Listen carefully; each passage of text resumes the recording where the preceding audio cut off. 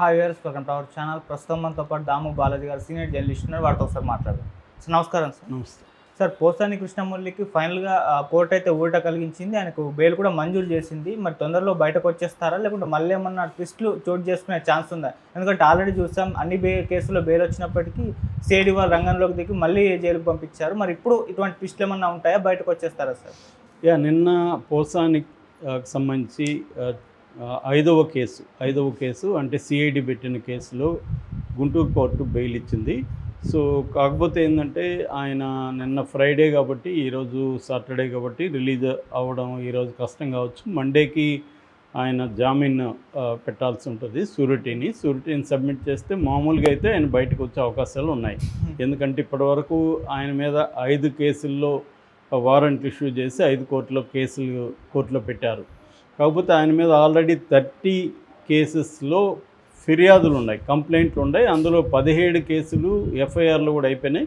కాబట్టి పోలీసులు అంటే ఇక్కడ గవర్నమెంట్ అనుకుంటే అతన్ని మళ్ళీ రిలీజ్ అయినా కూడా పీటీ వారెంట్ తీసుకోవచ్చు. లేదు జైల్లో ఉన్నప్పుడే రిలీజ్ అవ్వకముందే రేపు మండే పీటీ వారెంట్ వేసి ఆగమేఘాల మీద వెళ్ళొచ్చు. నిజానికి సిఐడి అలాగే చేసింది. సిఐడి కానీ చేయకపోతే ఆయన 1 వీక్ 10 డేస్ బ్యాక్కే బయటకు వచ్చేవాడు.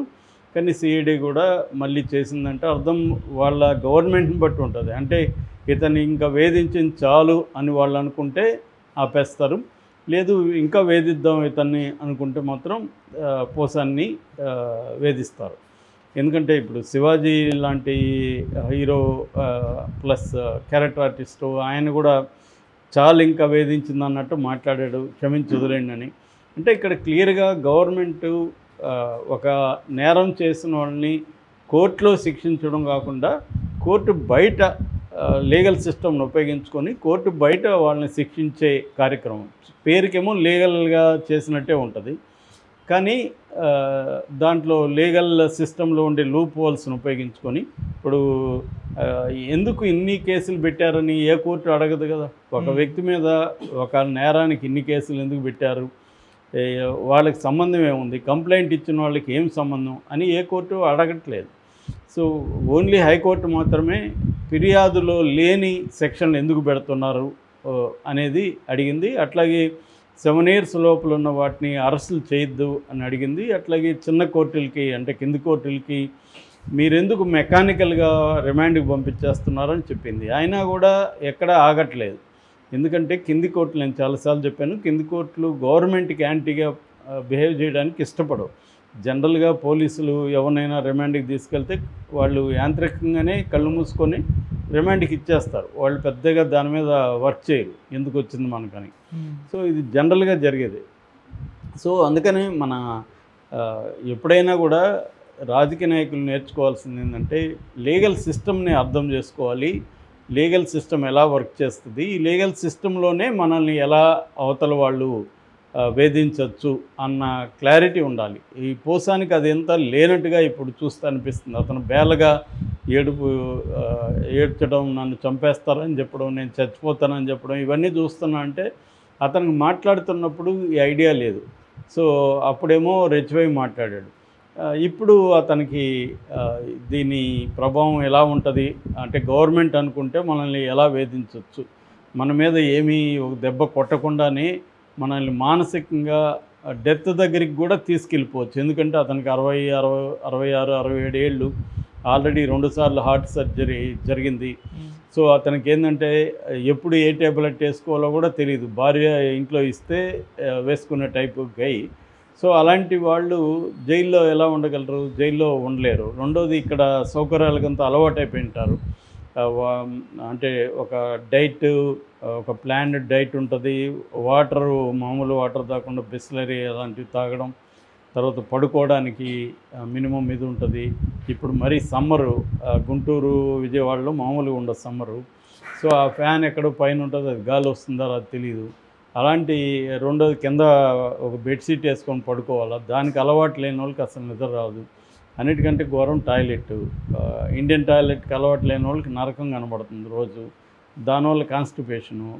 సో ఒకటి కాదు, మనం ఊహించలేని మామూలు జైలుకి వెళ్ళని వాళ్ళు జైల్లో ఎలా ఉంటుందో ఊహించలేరు. వాళ్ళు సినిమాల్లో చూస్తారు కానీ సినిమాల కంటే కూడా ఘోరంగా జైల్లో పరిస్థితులు ఉంటాయి. అంటే చిన్న చిన్న అనేక విషయాలు, ఇప్పుడు బట్టలు ఉతకాలి, ఎవరు ఉతికిస్తారు బట్టలు అతనికి? లేకపోతే మురికి కంపు వస్తాయి, అతను పోయి ఉతుక్కోవాలి. సో ఇవన్నీ ప్రాబ్లమ్స్ ఉంటాయి. మామూలుగా అయితే జైల్లో డబ్బులుంటే నీకు అనేక సౌకర్యాలు, డబ్బులుంటే నువ్వు ఒక అసిస్టెంట్ని పెట్టుకోవచ్చు, వాడు ఫుడ్ తెచ్చి నీ సెల్లుకే ఇస్తాడు, నీ బట్టలు ఉతికిస్తాడు, ఇంకేమైనా అవసరాలు ఉంటే చేస్తాడు. సో వాళ్ళకి డబ్బులు ఇవ్వాలి. అట్లాగే అలా అసిస్టెంట్ పెట్టుకోవాలంటే సూపరింటెండెంట్ దగ్గర నుంచి వార్డర్లకు అందరికీ డబ్బులు ఇవ్వాలి.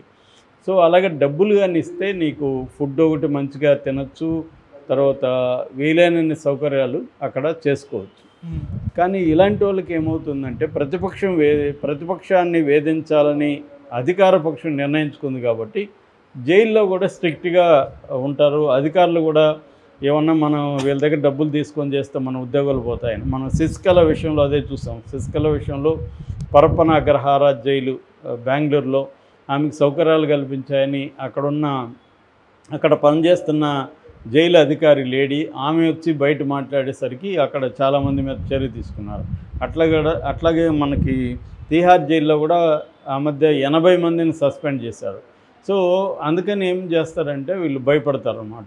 ఇలాంటి ఖైదీలు వచ్చినప్పుడు వీళ్ళ దగ్గర డబ్బులు తీసుకోరు. స్ట్రిక్ట్గా జైలు రూల్స్ అప్పుడు అన్నీ గుర్తొస్తుంటాయి, వాళ్ళకి జైలు రూల్స్ని స్ట్రిక్ట్గా అమలు చేస్తారు. సో దానివల్ల పోసాని లాంటి వాళ్ళకి వెరీ వెరీ డిఫికల్ట్. ముఖ్యంగా సెంట్రల్ జైలు అన్నా కొద్దిగా బెటర్గా ఉండే అవకాశం ఉంది, కానీ ఈ స్మాల్ జైల్స్లో డిస్ట్రిక్ట్ జైలు కావచ్చు, లేకపోతే సబ్ జైలు కావచ్చు, వీటిలో పరిస్థితులు అంత బాగా ఉండవు. సో అందువల్ల పోసానిని చూస్తే ఇప్పుడు చాలామందికి ఒకప్పుడు పోసానికి కావాల్సిందే ఇతను నోటిదోలకి అవసరమే అన్నట్టుగా అనుకున్నారు. ఇప్పుడు మెల్లమెల్లగా అది జాలిగా కన్వర్ట్ అవుతుంది. రెండోది, తెలుగుదేశం కేడర్లో కూడా పోసాన్ని అరెస్ట్ చేయడం పట్ల ఆనందమే, కానీ టైమింగ్ అనేది వాళ్ళకి నచ్చలేదు. ఎందుకంటే జీవీ రెడ్డి ఇష్యూని డైవర్ట్ చేయడానికి పోసాన్ని అరెస్ట్ చేయడం అనేది తెలుగుదేశం కేడర్లో కావచ్చు, మేధావుల్లో కావచ్చు, జర్నలిస్టులు కావచ్చు, వాళ్ళకి అది నచ్చలేదు.